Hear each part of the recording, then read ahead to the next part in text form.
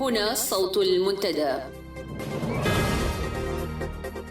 صوت المنتدى بث إذاعي يأتيكم يومي الأربعاء والسبت من كل أسبوع، وفي الأوقات من 8 إلى 9 مساء أيام الأربعاء، ومن 9 إلى 10 مساء أيام السبت بتوقيت إريتريا. صوت المنتدى على الموجة القصيرة 15245 كيلو هرتز أو 19 متر باند. صوت المنتدى على مدى 24 ساعة في القمر الصناعي النايلسات ب8 درجات غربا، وعلى تردد 11678 للاستقطاب الرأسي. صوت المنتدى علم مستقل وحوار وطني بناء. صوت المنتدى.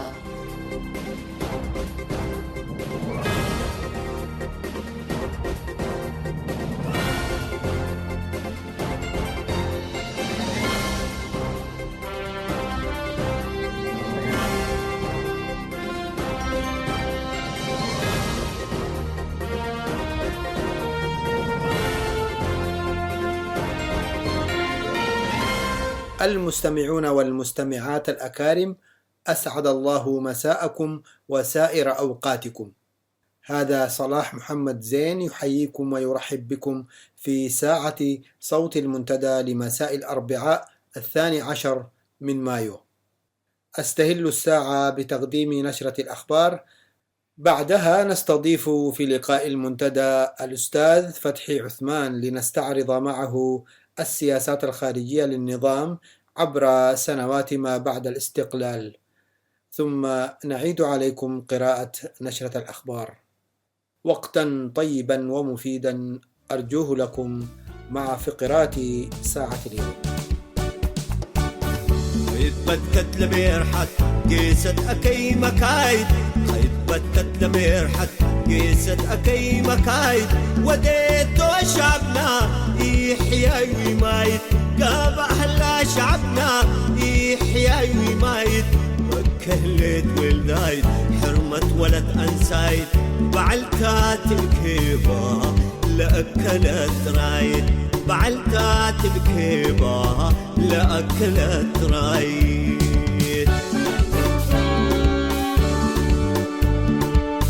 يهو كفي كف كفي يهو كفي يهو كفي تلاواز وبشعبنا تلهيا، يهو كفي تلاواز وبشعبنا تلهيا، يحققكم من قيلا شهداء إريتريا، وحسابها لا يترف وحسابها لا يترف، رح كحاسب بكيا شهدانا هدر يبدي أدمايا، شهدانا هدر يبدي أدمايا.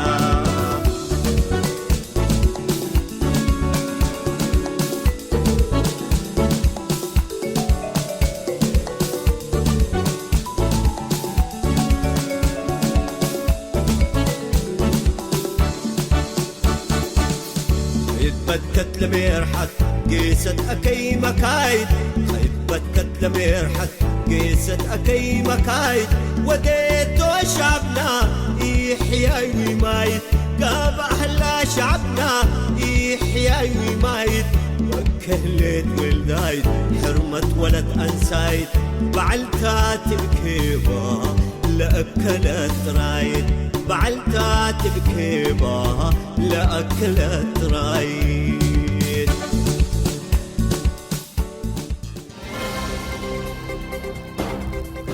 صوت المنتدى.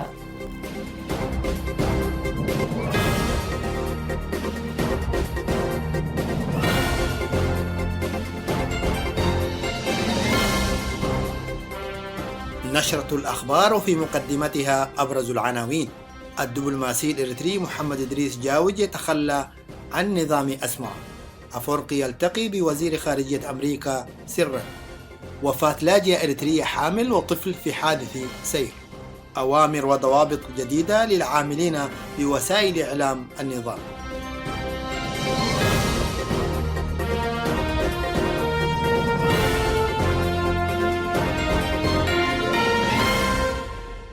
إلى تفاصيل النشر.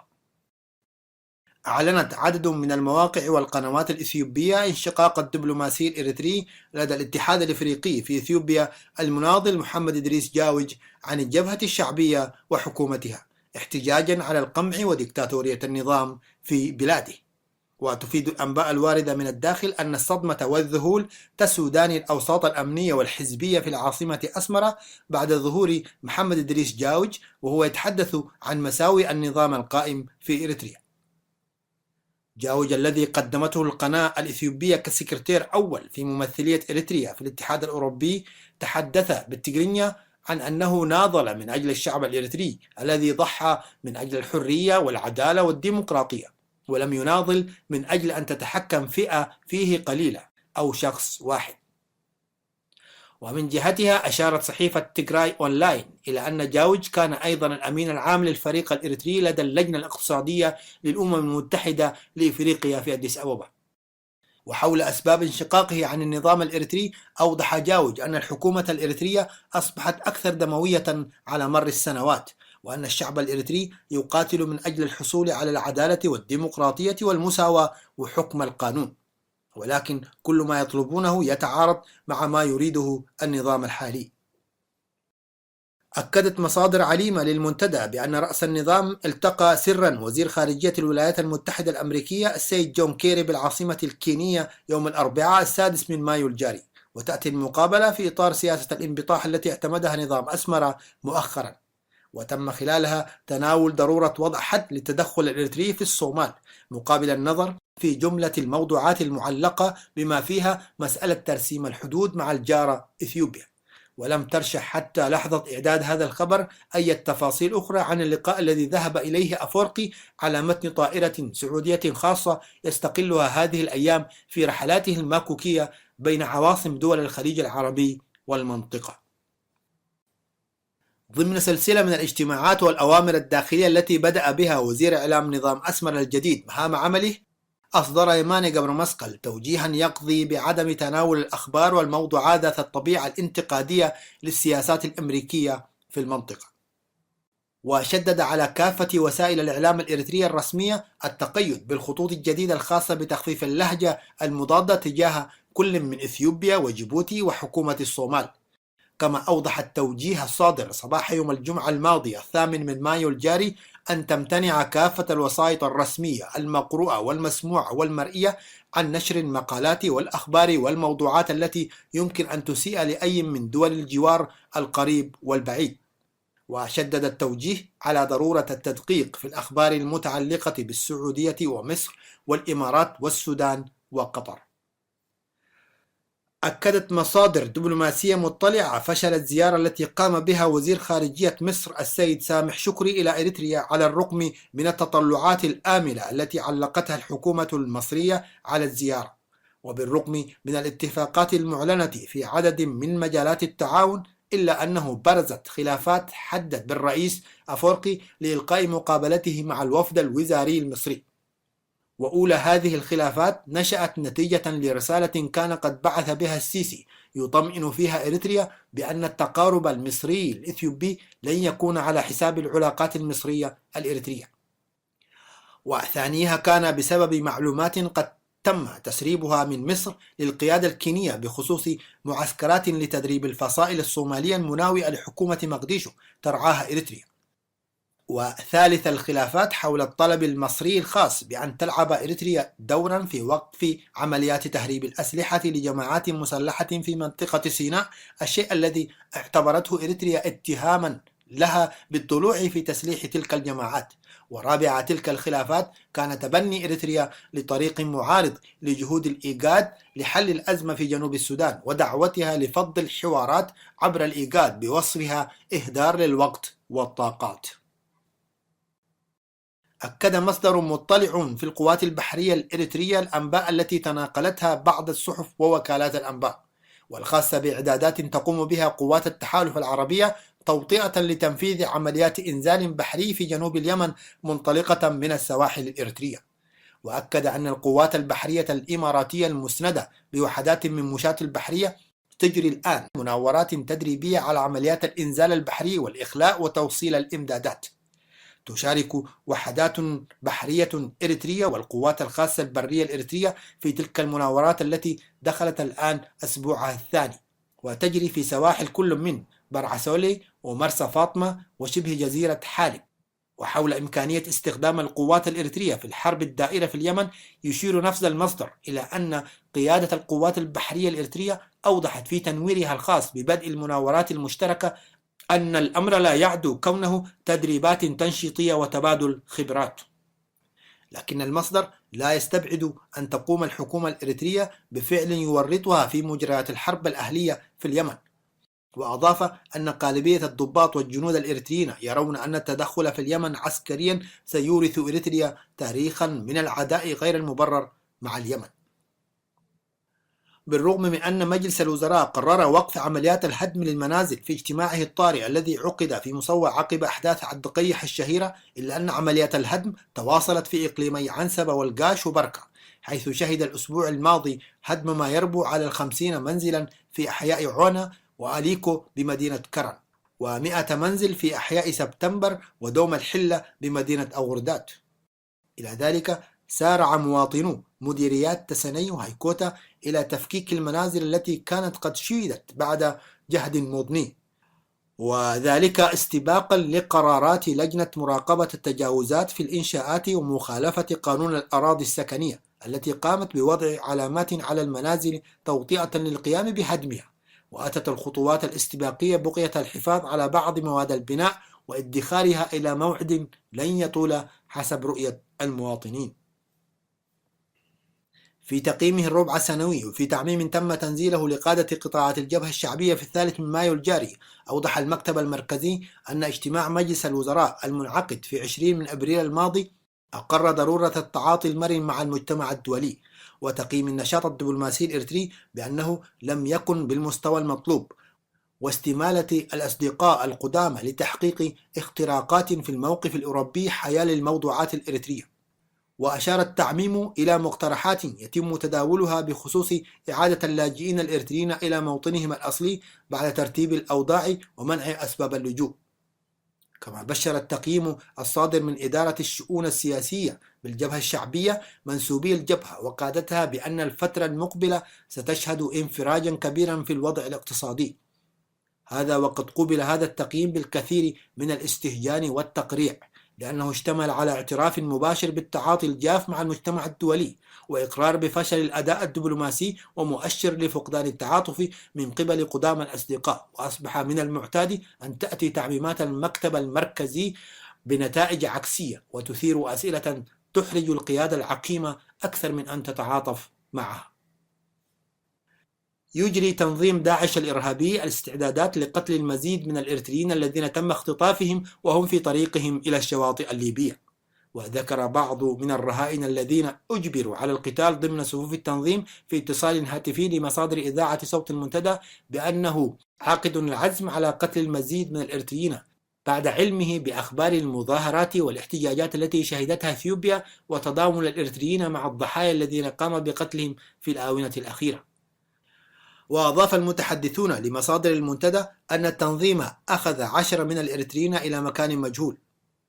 وناشدت جهات مراقبة لتحركات التنظيم الإرهابي الإريتريين الذين ينوون الذهاب إلى ليبيا بتوخي الحذر الشديد، مؤكدة تنامي علاقة التنظيم الإرهابي داعش مع عصابات الإتجار بالبشر التي تنشط في السودان وتستهدف الإريتريين بشكل خاص. كما أن التنظيم الإرهابي قام في 8 من الشهر الجاري بعقد قران الفتيات الإريتريات التي يحتجزهن بعناصره، وأوضحوا أن عددهن يبلغ 18 فتاة من بينهن قاصرات. وكانت مصادر استخباراتية إقليمية أكدت في الآونة الأخيرة نمو تواجد تنظيم داعش في منطقة شمال شرق إفريقيا.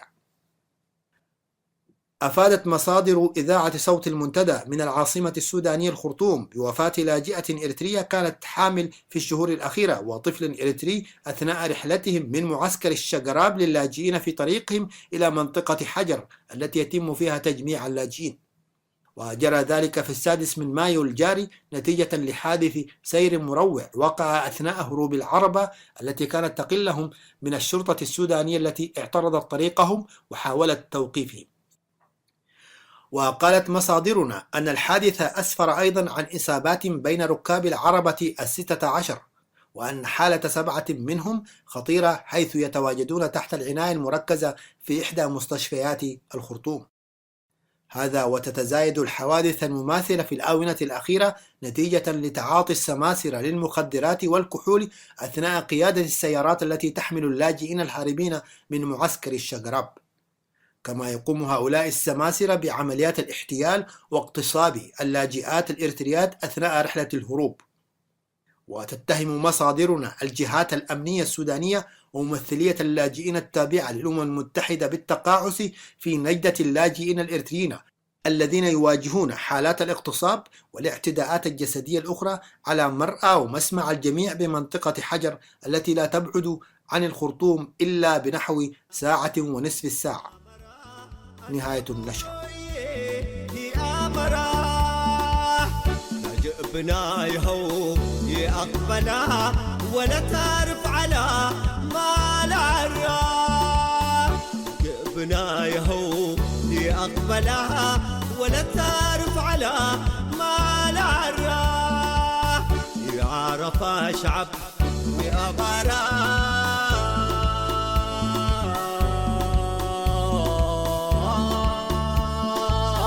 قضيتنا نآمر أسرارا. قضيتنا نآمر أسرارا.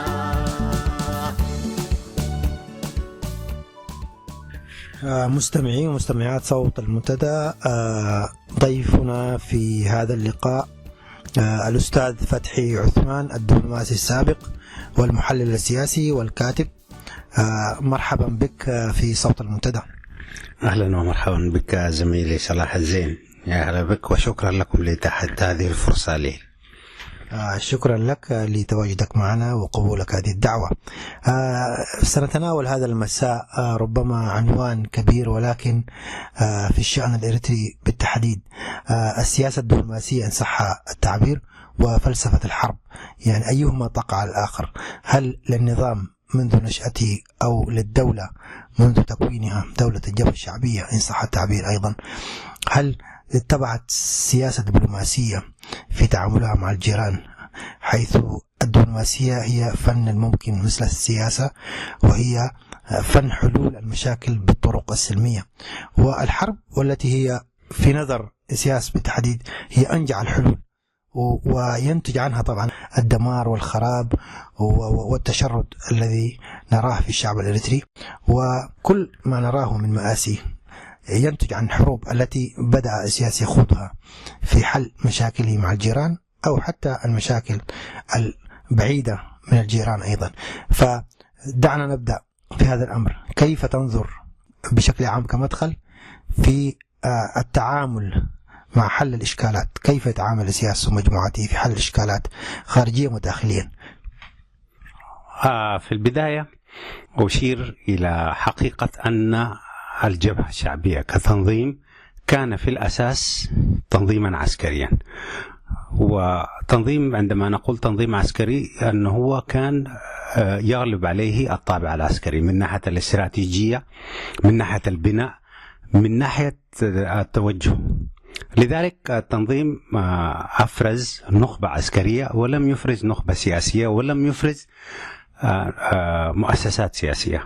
المؤسسات السياسية داخل الجبهة الشعبية تشمل اللجنة المركزية، ومن زمان كان ما يسمى بالمكتب السياسي، إلى المؤتمر التنظيمي الثاني، وتغيرت التسمية إلى لجنة مركزية ومكتب تنفيذي. ولكن ظلت هذه الأجهزة أجهزة سياسية بدون قرارات حقيقية، باعتبار أن التنظيم كان تنظيما عسكريا منذ النشأة. لذلك حقق إنجازات عسكرية لم تكن مسبوقة حتى على مستوى العالم، يعني لأنه لا يمكن التقليل من النصر العسكري الذي حققه الشعب الإريتري، لأنه كان بمقاييس العسكرية شيء لا يمكن الاستهانة به مطلقا يعني. وهذا طبعا يعزى بدرجة أساسية إلى تضحيات الشعب الإريتري منذ بداية الثورة انتهاء بنيل التحرير والاستقلال. ولكن الجبهة الشعبية يعني أحدثت تحول في مسار الثورة الإريترية بأنها حولت مسار الثورة من العمل السياسي الذي تم في الأربعينات إلى عمل عسكري يعتمد على العسكرية بكل الأوجه ويحقق الإنجازات قياسا على ذلك. فلذلك كانت طبيعة التنظيم طبيعة عسكرية. ولهذا السبب عندما تم التحرير لم تجد الجبهة الشعبية في متناول يدها أي وسيلة من الوسائل التي يمكن بها أن تحل المشاكل غير الأداء العسكري. وهذا طبعا لأنه عيب في التكوين الأساسي للتنظيم. على هذا الأساس دخلت الجبهة الشعبية علاقاتها مع دول الجوار في أزمات متعاقبة، أزمة وراء أزمة. لماذا؟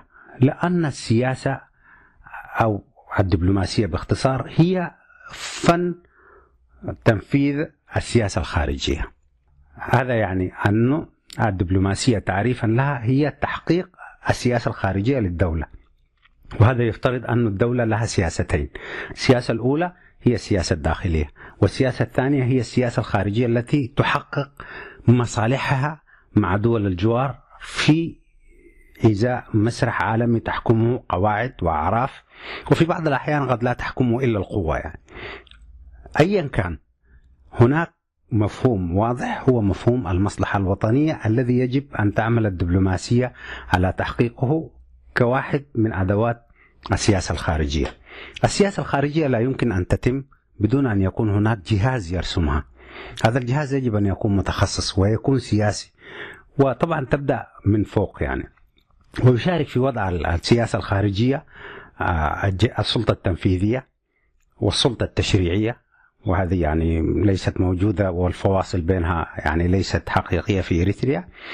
ولكن لو أخذنا دولة ذات مقياس ديمقراطي مثلا أو ذات فصل للسلطات، نجد أنه ترسم داخل البرلمان وتوكل الجهات التنفيذية بتنفيذها، وتقوم الدبلوماسية عبر وزارة الخارجية والكادر الدبلوماسي بتنفيذ هذه السياسة في الخارج.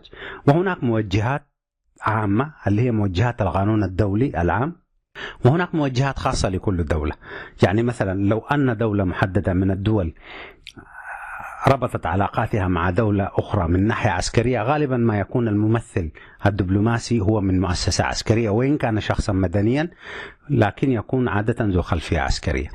أما إذا كانت علاقة بالأساس اقتصادية فيوكل إدارة السفارة أو إلى شخصية اقتصادية من أجل تحقيق مصلحة محددة. إذن في الأساس الدبلوماسية هي فن تحقيق السياسة الخارجية. ونحن في إريتريا يعني ليس لدينا فصل وليس لدينا صراحة سياسة داخلية واضحة حتى تتوفر لدينا سياسة خارجية. جميل. الآن في المنظور النظري عرفت بشكل جيد للمستمع ما هي الدبلوماسية. فلنأتي إلى العملي. الجبهة الشعبية أسست الحكومة، وأول خلاف أو أزمة سياسية كانت مع دولة جارة كبيرة وهي المملكة العربية السعودية، بسبب ربما رغبة السعودية في إشراك كل التنظيمات الإريترية في عملية إدارة الاستفتاء. ثم بعد ذلك ذهبنا إلى مشكلة حنيش، ثم بعد ذلك السودان وجيبوتي وإثيوبيا. فبناء على هذه المعطيات، هل كانت لدولة سياسة أو لحكومة سياسة خارجية؟ لكي نقول أن هناك سياسة خارجية يجب أن نحدد المؤسسات التي تنفذ السياسة الخارجية. المؤسسة الأولى التي تنفذ السياسة الخارجية في إطار كل بلد هي وزارة الخارجية. وزارة الخارجية في إريتريا من بعد التحرير من هم الذين تولوا رئاستها؟ هم قدام المقاتلين الذين رأسوا ما يسمى بجهاز العلاقات الخارجية، سواء كان الأمين محمد سعيد أو محمد سعيد باري أو محمود شريفو ومن تبعهم بعد ذلك. إذن هؤلاء معروف ما هي مؤهلاتهم، يعني في هم نخبة عسكرية مدنية مقاتلين كان لهم دور مشهود يعني في خلال فترة التحرر الوطني، وهذا لا ينكر، ولكن متطلبات الدبلوماسية شيء آخر. يعني في إريتريا كانت الدولة الوحيدة التي لم يكن وزير خارجية يستطيع التحدث باللغة الإنجليزية، يعني هذه واحدة من ثانيا الجهاز نفسه لم يعني إلى اليوم وزارة الخارجية لا تضم أكثر من 200 موظف في الداخل والخارج، يعني من سفيرها إلى خفيرها وزارة الخارجية الإريترية لا تضم. ثم ثالثا وزارة الخارجية الإريترية الموظفين في الخارجية الإريترية لا يتجاوز 200 إلى الآن، لا يتجاوز 200 في الداخل والخارج. لاحظ لو كنا نتحدث مثلا أنهم 200 في الداخل و200 في الخارج، موظفي وزارة الخارجية الإريترية الآن مهما لا يصلوا إلى 200 في السفارات وفي داخل الوزارة، بينما 200 في بعض الوزارات التي ليست كبيرة في دول الجوار يعملون في قسم واحد في وزارة واحدة. يعني لا أستطيع أن أقارن إريتريا بمصر، ولكن 200 الذين يعملون في وزارة الخارجية يمكن يعملوا في قسم البروتوكول في وزارة الخارجية المصرية يعني. وطبعا مع عدم اتفاق المقارنة، لكن يبدو أن وزارة الخارجية السودانية مثلا أو اليمنية أو حتى الجيبوتية أكبر من وزارة الخارجية الإريترية، لأنه تحتاج إلى كادر. لكن الحكومة الإريترية تنظر إلى أن العمل الدبلوماسي هو امتياز. لذلك من المفارقات القريبة عندما سئل إيسياس أفورقي بعد التحرير من سيكون ممثلي إريتريا في الخارج، قال نفس الذين حملوا السلاح هم سيكونوا ممثلين إريتريا في الخارج، ولا يحلم من هم في الخارج بأن يكونوا هم سفراء إريتريا. هذا المنطق المعكوس يعني لا يتفق مع وهو لا زال سائد. يعني السياس يعتبر أنه المسألة كأنها امتياز أن تكون سفيرا في الخارج، بينما سفير إريتريا في الخارج يعني بائس، يعني هذا أقرب وصف له، يعني لأنه من البؤس الذي يعني يعاني منه سفراء إريتريا في الخارج أن لا يسمح لهم بأخذ أسرهم إلى الخارج. ليس من هناك يعني أنا أثق بك ممثل للدولة، ولكن لا أثق بك أن تحمل أسرتك إلى الخارج. إذن دعونا من مسألة البؤس التي تعتبر السفراء والممثلين الدبلوماسيين في الخارج، ولكن الإشكالية في أنه لم يكن هناك كادر أو مؤسسة تحقق السياسة الخارجية عبر الدبلوماسية. طيب، هل هناك سياسة خارجية؟ كيف تصف السياسة الخارجية الإريترية من خلال خبرتك وعملك في أكثر من سفارة خارج إريتريا، وهذه الحالات التي ذكرتها من نزاعات سياسية وحروب لكل دول الجوار، ما هي الأسباب التي دفعت إلى ذلك؟ في الأساس وزارة الخارجية كما ذكرنا هي المنفذ الرئيسي للسياسة الخارجية للدولة عن طريق الدبلوماسية. السياسة الخارجية المعيار الأساسي فيها هو المصلحة الوطنية. في إريتريا لم يحصل جهد يحدد بموجب ما هي المصلحة الأمنية لإريتريا، ما هي المصلحة الاقتصادية لإريتريا، ما هي المصلحة مع دول الجوار.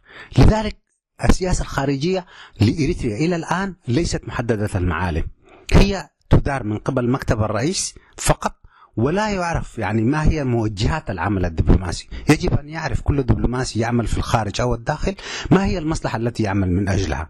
يعني أنا عملت يعني مساعدا للسفير أو قائم بالأعمال في سفارة إريتريا في باكستان، وثم انتقلت إلى المملكة العربية السعودية. يجب أن تحدد مع كل دولة من هذه الدول ما هي مصلحتك الوطنية التي تربطك بباكستان مثلا، مع العلم أن باكستان هي أول دولة طالبت بحق الاستغلال التام لإريتريا في الأربعينات في الأمم المتحدة. هذه ناحية. الناحية الثانية أن حزب الرابطة الإسلامية يسمى حزب الرابطة الإسلامية تيمنا باسم الرابطة الإسلامية الباكستانية الذي أسسه محمد علي جناح، لأنه محمد علي جناح التقى بإبراهيم سلطان في القاهرة، وإبراهيم سلطان من تبنى هذا الاسم الرابطة الإسلامية لأنه هو. ثالثا، وهذه يعني معلومة عندما ذكرتها إلى الباكستانيين يعني اندهشوا صراحة، وواحدة من الأشياء الأخرى أن باكستان هي الدولة الوحيدة اللي طالبت إثيوبيا بالانسحاب في أثناء الحرب مع بادمة. إذن يجب أن تكون لديك نظرة خاصة تحددها المصلحة الوطنية تجاه باكستان كمثال فقط، ناهيك عن الدول الأخرى. تصور أن الآن إريتريا ليس لديها سفارة في باكستان، لقد تم إغلاق السفارة في باكستان. ثم ثانيا، إذا أنت قررت أن تفتح سفارة في باكستان يجب أن توازن بأن هذه الدولة لها علاقة مع الهند. فإذا كانت لك علاقة مع الهند يجب أن تكون علاقتك بباكستان يعني تراعي هذه الحساسية. ولكن في إريتريا للأسف لأنه ما في تحديد للمصلحة ومفهوم المصلحة الوطنية، باكستان كانت الدولة الوحيدة التي ترغب في دعم إريتريا عسكريا وبدون حدود يعني لهذه الروابط التاريخية، وإريتريا ضاعت الفرصة يعني. نأخذ مثال النزاع مع اليمن في جزيرة حنيش. لم يأخذ المسار الدبلوماسي، الحكومة الإريترية لم تأخذ المسار الدبلوماسي، رأت الحل العسكري هو المباغتة والهجوم وقتل وأسر من قتلت وأسرت من اليمنيين في ذلك الوقت. وحتى بعد ذهابهم إلى المحكمة وإلى التحكيم أصبح في فشل وخسرنا الجزيرة. إلى ما هو مرد ذلك؟ جيد. في البداية ذكرت أن الأزمة حدثت مع السعودية، فلنبدأ من هذا وننتقل إلى السعودية. واحدة من الدول الكبيرة التي كان لها دور لا يستهان به في تاريخ الثورة الإريترية عامة، وكل الإريتريين يعني يعرفون هذه الحقيقة. ثانيا أنها دولة ذات ثقل اقتصادي وسياسي في المنطقة، وهذا الشيء يعني يجب أن تضع له ألف حساب كدولة مجاورة تربطك بها حدود. نحن تربطنا مع المملكة العربية السعودية حدود مياه دولية. لذلك السعودية كانت في سنة 1982 تبنت فكرة اتفاقية جدة التي جمعت تنظيم قوات التحرير الشعبية وجبهة التحرير الإريترية واللجنة الثورية المؤقتة، وتم تأسيس التنظيم الموحد. بناء التنظيم الموحد بصرف النظر عن ملابسات الماضي كان واحد من التنظيمات التي رعتها المملكة وفضلت أن تكون طرف في المشاركة السياسية بعد التحرير. نعم، في العملية السياسية بعد التحرير، وحتى اشترطت على إريتريا أن تكون يعني مشاركة، أن لا يتم الاستفتاء في المملكة مثلا إلا بعد أن يعني ولكن طبعا الاعتبارات الأخرى البعض يشير إلى أن هذا ممكن تدخل خارجي، ولكن في كل الاعتبارات يجب أن تضع الدبلوماسية كواحدة من الحلول. تجد أنه هذه كانت بداية تعزم في العلاقة بين الدولتين، وإريتريا ردت بما هو سيء. إعلامها فتح جبهة على المملكة العربية أساء فيها إلى الدولة وإلى رموزها الحاكمة وإلى نعم وربما يعني أن تذكر التفاصيل. ثم ثانيا جاءت مسألة 94، كان سنة هذا الكلام كان في بداية التسعينات 93. جاءت سنة 94 وكانت المملكة العربية السعودية تدعم حالات الإغاثة الإنسانية عبر ما يسمى بلجنة الإغاثة الإسلامية، وكان ينضم فيها كثير من الإريتريين يعملوا كموظفين محليين إضافة إلى الاستاف السعودي، وتم إقفالها وطرد الموظفين السعوديين وسجن العاملين الإريتريين إلى اليوم. الكلام هذا من 94، والاتهام هو أنهم تدخلوا في السياسات الداخلية للدولة وإلى آخره ونشر الإسلام وإلى آخره، وساءت العلاقة بين البلدين بشكل قاطع إلى الآن، إلى الزيارة الأخيرة التي قام بها الرئيس السياسي. هل تضع الإريتريا معايير المصلحة السعودية والإريترية، خاصة وأن إريتريا أن المملكة العربية ثاني أكبر مضيف لأكبر جالية إريتريا مثلا في الخارج؟ هذه الاعتبارات لا ينظر لها. لذلك حتى الآن مثلا الزيارة الأخيرة التي قام بها السياسي في 28 و29 إلى المملكة العربية السعودية كانت تمثل فتح في العلاقات بشكل أو بآخر. لم يستفيد منه الرجل في أن يحمل وفد كبير من وزير العمل لكي يناقش أوضاع الجالية الإريترية، ووزير التعليم، ووزير للاستفادة من هذه الفرصة يعني. بل ذهب ومعه شخص واحد أو ربما لم يكن معه شخص على الإطلاق، لأنه هو رب الفك والربط، ولذلك حتى يعطي انطباع أنه هو من بيده مقاليد الأمر يعني. على كل كثير من الزيارات كانت خاسرة وتظل حتى مستقبل علاقات يعني. بالنسبة للمرحلة الثانية يعني كانت نقطة أخرى هي 94. انتقلنا إلى ديسمبر 94، كانت النزاع اللي حصل مع السودان، وهذا كان في ديسمبر، وكانت فيه سابقة على الصعيد الدبلوماسي غير مسبوقة في العالم، أنه إريتريا قطعت علاقاتها الدبلوماسية مع الخرطوم، وهذا شيء عادي يعني. الدول تقطع علاقاتها الدبلوماسية لاعتبارات التدخل وإلى آخره. ولكن ما هو غريب أنه تم قطع العلاقة في ديسمبر 94، وفي شهر مايو أو يونيو تم تسليم مبنى السفارة السودانية المملوك للحكومة السودانية إلى المعارضة السودانية بشكل سافر وواضح، وكان محط احتجاج الحكومة السودانية لأنه يعني لا يتفق مع العرف الدبلوماسي، مع مراعاة أنه هناك حقيقة ذكرتها أنت في حوار سابق أن السفارة الإريترية في أديس أبابا لا زال العلم الإريتري يرفرف فيها، يعني بإمكان الحكومة الإثيوبية أن تسلمها لأي تنظيم معارض، ولكن احتراما للأعراف الدبلوماسية لم يتم هذا الشيء، وهذا حدث في إريتريا.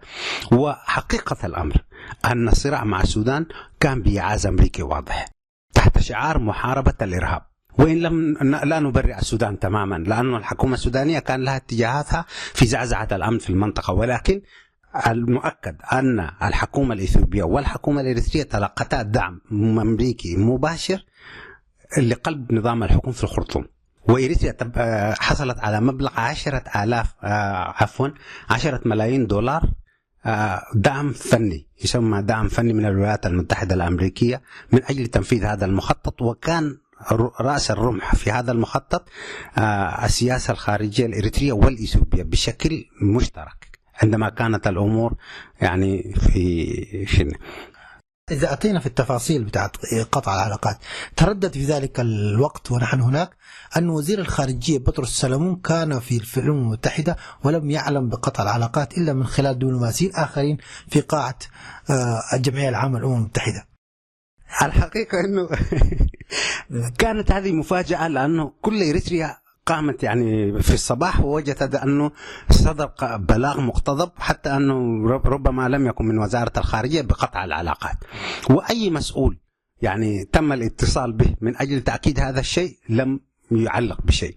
وطبعا صادف هذا انعقاد الدورة العامة لجمعية الأمم المتحدة، وكان وزير الخارجية في الخارج، ويحدث هذا في كثير من الأحيان. عادة لا زالت وزارة الخارجية تدار من مكتب الرئيس، القرارات الحيوية لا زالت تتخذ من هناك، وقد لا يعلم بها حتى وزير الخارجية. لا أعطينا قضية حنيش يعني، وأنت كنت فترة جزء من أو كنت تعمل داخل هذه المفوضية، حدثنا عن مشكلة حنيش بشكل موجز. الحقيقة أنه التصعيد في حنيش الجانب العسكري كان مفاجئ بالنسبة لإريتريا. مفاجئ بالنسبة لإريتريا أن اليمن أولا في البداية أعطت ترخيص لشركة ألمانية بتسهيلات لإجراء أو تركيب أو تأسيس نادي للنشاط الرياضي البحري في المنطقة. إريتريا اعترضت على هذا الشيء وحدثت المواجهة العسكرية. وإريتريا طبعا في هذه الحالة في روايات عدة أنه اليمن أخذت جزيرة زقرة الكبرى لأنه إريتريا لم تستطع منعها من أخذها، واليمنيين فعلا نزلوا في حانش واستولوا عليها، ولكن التفت عليهم القوات الإريترية، وتفاصيل المسألة موجودة يعني. هذا كان في ديسمبر 95. في 96 مايو تم توقيع اتفاق السلام أو التحكيم. اتفاق التحكيم نص وكان وقعه من إريتريا للمفارقة، لم يوقعه وزير الخارجية، بل وقعه وزير الثروة السمكية آنئذ الراحل صالح مكي. أين وزير الخارجية؟ يعني الأزمة كانت تدار من مكتب الرئيس، وعندما تم توقيع الاتفاق من قبل وزير الثروة السمكية، باعتبار أن الموضوع بحري ويتعلق بالبحر وهذا فاتركوه لصيادين. فوزير الخارجية يعني لم يوقع الاتفاق، بينما موقع الاتفاق من الجانب اليمني وزير الخارجية. وهنا يعني يتضح لك المعالجة، يعني من تم تكوين ما يعرف بمفوضية زقر حانش، وهذه يعني كانت برئاسة وزير الخارجية من ناحية اسمية، وكان عضويتها شخصين من مركز الدراسات الاستراتيجية وبعض الخبراء الآخرين يعني، وكل المجموع لم يكن يصل إلى 10 أشخاص يعني. بينما اليمنيين يعني كانت كأنها وزارة خارجية كاملة يعني برئاسة وزير الخارجية، إضافة إلى خبراء ومحامين وفنيين وإلى آخره. وتم الاتفاق على أن يكون هناك تحكيم مدته 2 سنين، في خلال 2 يصدر قرار، وهذا ما يسمى في المحاكم الدولية التحكيم الطارئ أو arbitration. ويتفق الطرفان فيه على أن يختار كل طرف قاضيين ويختار 4 قضاة رئيسا لهم، ويكون الحكم غير قابل للاستئناف، ويكون الحكم أيضا وفق بحسب طلب البلدين. يعني أنا أطلب أن يكون الحكم في موضوع حانش ولا يتعدى ذلك، وأن يستخدم القانون الدولي العام والحالات المماثلة، يعني حتى الأدوات التي يجب أن تستخدم تحدد باتفاق الطرفين. تم توقيع هذا الاتفاق في سنة 96 في باريس، وبناء على ذلك تم تكوين المفوضية، وكانت ترأسها محامية من الولايات المتحدة الأمريكية الآن تعمل مستشارة للرئيس. وتم بالفعل يعني العمل على جمع كل الأدوات والوثائق والأدلة التي تثبت إريترية هذه الجزر. هنا بدأ فريق من المحامين الأجانب بالأساس وجزء من الفريق الإريتري بجمع كل وتولت المهمة شركة محاماة أمريكية، وكانت بشكل مجاني خدمة للحكومة الإريترية بعلاقات كانت تربط المؤسستين، يعني إريتريا مع هذه الشركة. وتم بالفعل جمع المعلومات، وكان قبل ذلك تم اليمن اختارت محاميين أو قاضيين، أحدهما أمريكي والآخر مصري، واختارت إريتريا قاضيين أمريكيين، والأربعة اختاروا السير روبرت جينيس اللي هو يعني حجة في القانون الدولي، وكان رئيسا محكمة ورجل يعني حجة في القانون الدولي، وهو رأس هذه. ومضت الجلسات على جلسات أولى يقدم فيها مرافعات مكتوبة، وبعد ذلك تكون هناك مرافعات شفوية جرت في 98 فبراير في لندن. وصراحة خسرت إريتريا بعد 2 التحكيم. فلماذا خسرت إريتريا التحكيم؟ أولا استفاد اليمنيون من خارطة أصدرها وزارة السياحة في إريتريا، وتشير هذه الخارطة إلى كل الجزر الإريترية، ومن ضمنها جزيرة حانش باللون الأخضر يعني اللي هو لليمن، لون الأراضي اليمنية في تلك الفترة. واحتجوا به الجانب اليمني، احتج بهذه الخارطة بأنها ليست خارطة أهلية بل هي خارطة حكومية. على كل هذا واحد من الأشياء. بينما قدم الجانب الإريتري واحد من الأشياء المهمة، وهو شريط فيديو يظهر الرئيس منجستو هايلي ماريام وهو في جزيرة حانش. وطبعا الجزيرة هذه كانت تحت الإدارة الإيطالية، والإنجليز لم يكن لهم علاقة بها على الإطلاق. ثم ثانيا كانت تحت الإدارة الإثيوبية. لماذا؟ لأنه هناك مقاتلين من جبهة التحرير الإريترية مدفونين في حانش إلى اليوم، وهذه حقيقة توصلنا إليها، أنه بعض المقاتلين الإريتريين في بداية السبعينات كانوا يحملوا السلاح من عدن ويتوقفوا في حانش، ومنها يدخل إلى البر الإريتري عن طريق برعسولي وعسب. فتوصلت معلومات إلى سلاح الطيران الإثيوبي أن هناك مجموعات إريترية، وتم قصف جزيرة حانش من قبل سلاح الطيران الإثيوبي، ولا زالت قبور هؤلاء موجودة هناك يعني، وحتى أسمائهم معروفة، المقاتلين الذين استشهدوا من جبهة التحرير الإريترية في حانش. هذه حقيقة أنه يعني الجزر هذه كانت إريترية، ولكن الإشكال الحقيقي أن إريتريا لم تلتفت لها إلا في حال النزاع. لذلك كيف صدر القرار؟ القرار صدر بهذه الحيثية: وجد القضاة أن اليمن لم يقدم أدلة كافية تثبت قطعا أن الجزر هي جزر يمنية، وبنفس المقدار لم يستطع الجانب الإريتري إثبات أن هذه الجزر جزر إريترية بشكل قاطع. عجز الطرفان اليمني والإريتري في تقديم هذا القرار، يعني في حيثية القرار لا زال موجود ومكتوب. إذا ما الحل؟ جاءوا بمعيار جديد يسمى معيار 10 سنوات الأخيرة. قالوا فلننظر من كان له يد السبق في هذه الجزر أو ممارسة السيادة على هذه الجزر في خلال السنوات 10 الأخيرة. وجدوا أن إريتريا لم يكن لها على الإطلاق أي حضور في هذه الجزر، بينما اليمن على الأقل يعني أعطى تصريح لشركات باعتبار أنه يملك هذه الجزر.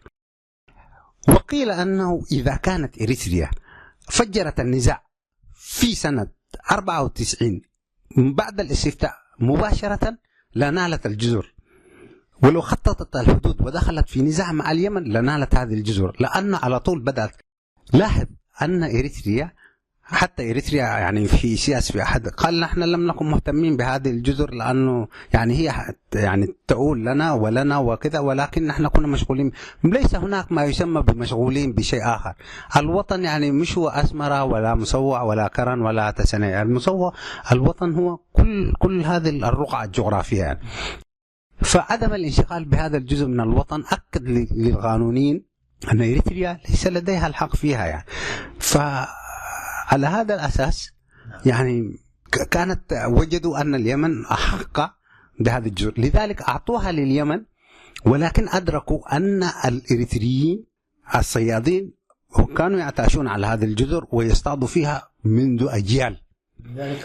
لذلك أعطوا الحق بالنص القانوني، يحق للإريتريين رغم ملكية اليمن لهذه الجزر بالصيد القانوني في هذا وفق ما ترتبه الدولتان، وإذا حدث أي خلاف يعود إلى تحكيم دولي آخر. ولكن لذلك لا زالت هذه المسألة محل نزاع بين الدولتين. إذن نخلص إلى أنه إريتريا ما دام لم تستخدم هذه الجزر ولم تكن تهتم بها، رد فعل يعني رأت اليمن تريد أن تستثمر وشركة. هذا يعيدنا إلى أنه كيف نتعامل مع الحدود المائية والحدود البرية والخارطة الإريترية. نستطيع أن نضمن ضمن الفشل في رسم السياسة الخارجية ولا نعم، لأنك لم تحدد. يعني مثلا المعروف أنه الخرائط عادة تصدر من هيئة المساحة الوطنية في كل بلاد، وهيئة المساحة الوطنية تأخذ موافقة على إصدار الخرائط من وزارة الدفاع، وهذا ما يحدث في كل الدول. ولكن في إريتريا تأتي مؤسسة وتصدر يعني خارطة بدون موافقة جهات عليا في البلاد. يعني وزارة السياحة ليست وزارة سيادية، يجب أن تأخذ موافقة وزارة الدفاع وغير وزارة الدفاع. يعني هناك جهات عليا يجب أن تركن إليها وترجع إليها. إذن نحن، وحتى يعني لو لم يكن اليمن بادر بهذه الخطوة لكانت الجزر هذه مهملة إلى يوم الدين بحجة أنهم مشغولين بأشياء أخرى يعني. ربما لا يكفينا لقاء، إنما بالتأكيد سيكون لنا حلقة أخرى نتناول فيها بقية الدول مثل المشكل مع اثيوبيا وضمن السياسات العشوائية السياسة الخارجية لحكومة السياسة ومجموعته. فمستمعينا الأكارم، نختم هذا اللقاء أو هذه الحلقة الأولى من لقائنا الذي سيكون مطولا على ما يبدو مع الأستاذ فتحي. شكرا أستاذ فتحي، ولنا لقاء آخر معك. بالفعل يعني كما ذكرت أن هذا موضوع يعني مضى عليه الآن قريب 24 سنة، ويصعب حصره في حلقة أو حلقتين، ولكن سوف نجتهد بشكل مشترك في أن نصل إلى حقائق أن إريتريا يعني تعاني من أزمات بسبب عدم وجود البعد السياسي والعسكرة والحلول العنيفة لكل المشاكل يعني. نعم، شكرا لك مرة أخرى، وشكرا لكم مستمعين الأكارم، وإلى اللقاء. صوت المنتدى.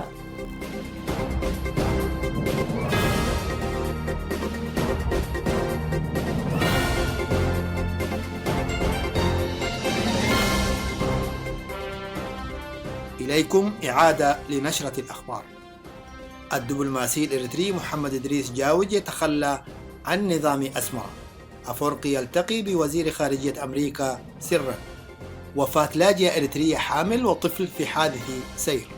أوامر وضوابط جديدة للعاملين بوسائل إعلام النظام.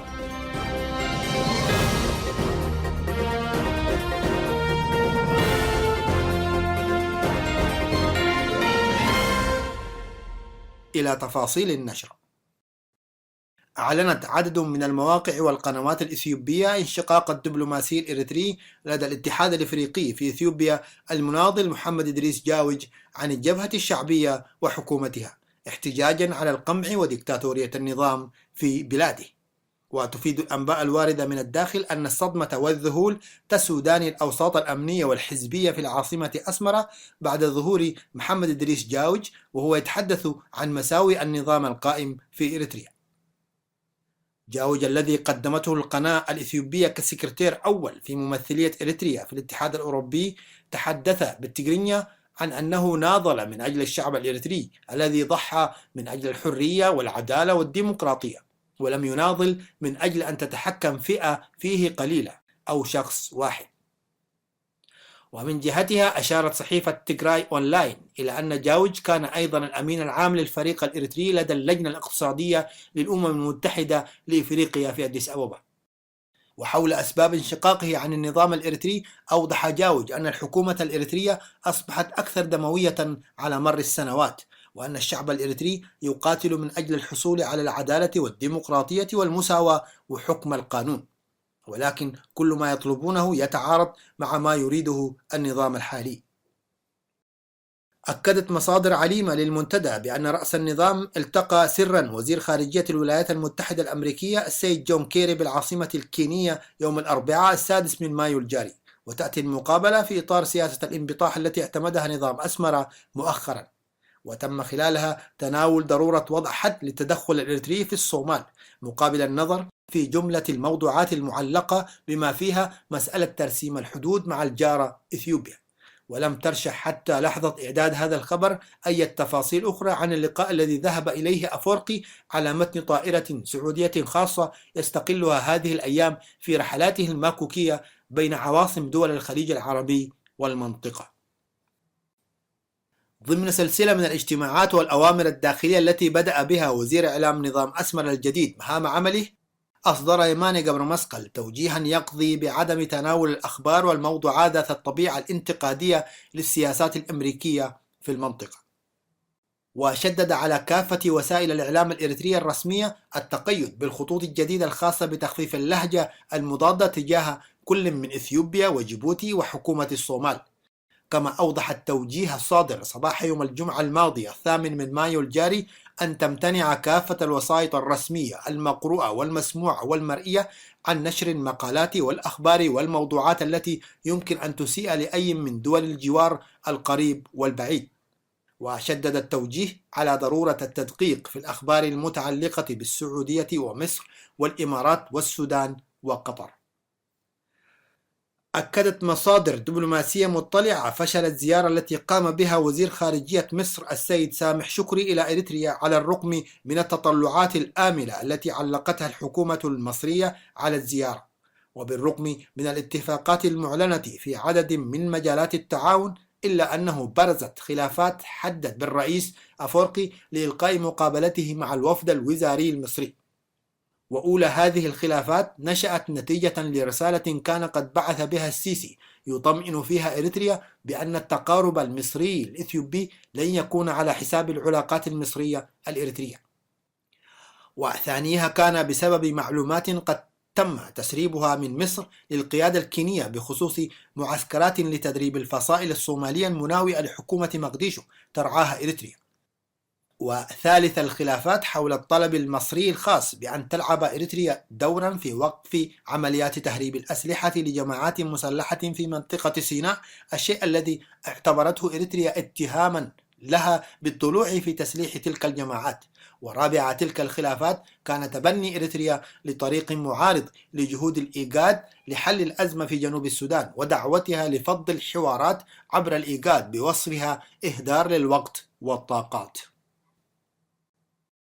أكد مصدر مطلع في القوات البحرية الإريترية الأنباء التي تناقلتها بعض الصحف ووكالات الأنباء والخاصة بإعدادات تقوم بها قوات التحالف العربية توطئة لتنفيذ عمليات إنزال بحري في جنوب اليمن منطلقة من السواحل الإريترية. وأكد أن القوات البحرية الإماراتية المسندة بوحدات من مشاة البحرية تجري الآن مناورات تدريبية على عمليات الإنزال البحري والإخلاء وتوصيل الإمدادات. تشارك وحدات بحرية إريترية والقوات الخاصة البرية الإريترية في تلك المناورات التي دخلت الآن أسبوعها الثاني، وتجري في سواحل كل من برعسولي ومرسى فاطمة وشبه جزيرة حالب. وحول إمكانية استخدام القوات الإريترية في الحرب الدائرة في اليمن، يشير نفس المصدر إلى أن قيادة القوات البحرية الإريترية أوضحت في تنويرها الخاص ببدء المناورات المشتركة أن الأمر لا يعدو كونه تدريبات تنشيطية وتبادل خبرات، لكن المصدر لا يستبعد أن تقوم الحكومة الإريترية بفعل يورطها في مجريات الحرب الأهلية في اليمن. وأضاف أن غالبية الضباط والجنود الإريتريين يرون أن التدخل في اليمن عسكريا سيورث إريتريا تاريخا من العداء غير المبرر مع اليمن. بالرغم من أن مجلس الوزراء قرر وقف عمليات الهدم للمنازل في اجتماعه الطارئ الذي عقد في مصوى عقب أحداث الدقيح الشهيرة، إلا أن عمليات الهدم تواصلت في إقليمي عنسبة والقاش وبركة، حيث شهد الأسبوع الماضي هدم ما يربو على 50 منزلا في أحياء عونة وأليكو بمدينة كرن، و100 منزل في أحياء سبتمبر ودوم الحلة بمدينة أوغردات.